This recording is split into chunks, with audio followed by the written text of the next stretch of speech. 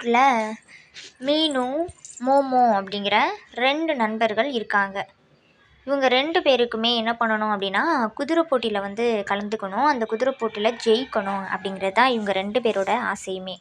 அதனால் இவங்க என்ன பண்ணுவாங்க அப்படின்னா, 2 பேருமே எப்பொழுதுமே எங்கேயாவது ப்ராக்டிஸ் பண்ணணும் அப்படின்னு ஒரு இடத்த தேடிட்டுருக்காங்க. அப்போ ஒரு மலைப்பகுதி இருக்குது அவங்க வீட்டுக்கு பின்னாடி. அதை தாண்டி ஒரு ஆறு பகுதியும் ஓடிட்டு இருக்குது. அதுக்கு பக்கத்தில் ஒரு கிரவுண்டும் இருக்குது. அங்கே தான் போய் இவங்க எப்போவுமே ப்ராக்டிஸ் பண்ணுவாங்க.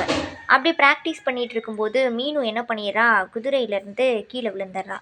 உடனே இந்த மோமோ ஓடி வந்து மீனு, நீ இந்த போட்டியிலலாம் கலந்துக்காத, உனக்கு இதெல்லாம் சரி வராது, உன்னோட குதிரையும் ஃபஸ்ட்டு ஓடாது, என்னோட குதிரை தான் ரொம்ப பலமான குதிரை, அதனால் நீ இந்த போட்டியில் வந்து கலந்துக்காத அப்படிங்கிற மாதிரி அவளை வந்து ரொம்ப கஷ்டப்படுத்தி பேசுகிறான். அவளுக்கும் என்ன பண்ணுறதுன்னு தெரியாமல் யோசிச்சுட்ருக்கா. இவன் அப்படியே வம்பிழுத்துட்டே இருக்கான், சிரிச்சுக்கிட்டே இருக்கான் அவளை கேலி பண்ணி.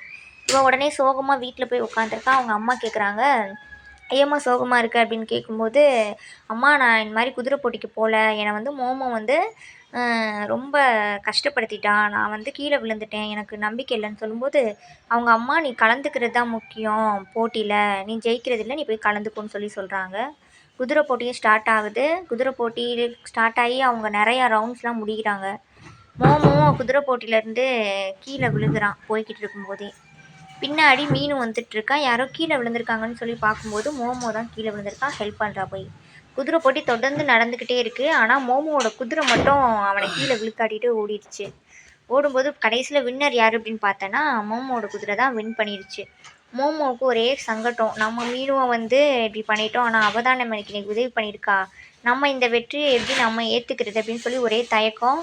ஆனால் மீனு வந்து அவளோட நண்பர்கள்லாம் கூப்பிட்டு வந்து அவனோட வெற்றியை வந்து செலிப்ரேட் பண்ணுறாங்க.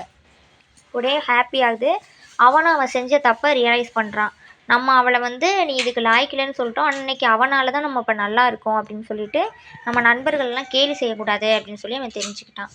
இந்த ஸ்டோரி உங்களுக்கு பிடிச்சிருந்துச்சு அப்படின்னா லைக் பண்ணுங்கள், சப்ஸ்கிரைப் பண்ணுங்கள். தேங்க்யூ.